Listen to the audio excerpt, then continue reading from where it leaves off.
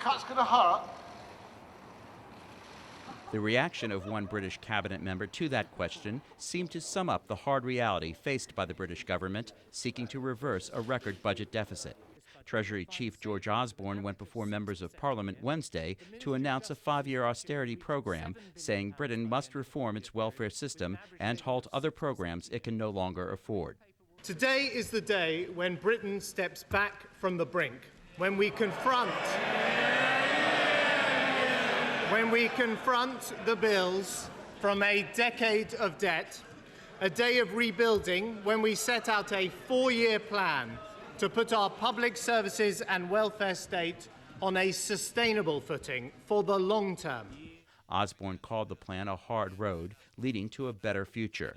His proposal includes $130 billion in spending cuts, eliminating nearly 500,000 public sector jobs by 2015.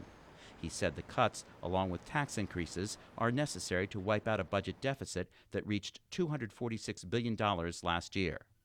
British Prime Minister David Cameron's coalition government came to power in May and was immediately faced with one of the highest budget deficits in Europe, about 11% of the nation's annual output.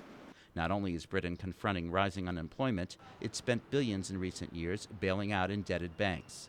Cameron defended the cuts on the Parliament floor. We are not doing this because we want to. There is no ideological zeal in doing this. We are doing this because we have to. While some Britons say the cuts were inevitable, I think you need to make the cuts and get on with it. Others were concerned about their extent. I'm concerned that vulnerable people won't be properly protected, but I can accept that the cuts are needed. Union leaders called the cuts excessive. Brendan Barber is head of the Trades Union Congress. We're going to see a real reaction from the British people, real anger that these are the wrong choices that have been made, and a real demand for a change of course. In addition to cuts in domestic programs, the austerity plan calls for defense spending cuts of 8%, including scrapping the Royal Navy's flagship aircraft carrier and its fleet of Harrier fighter jets. Even Queen Elizabeth will be affected. Her royal budget is being trimmed by 14% over 4 years.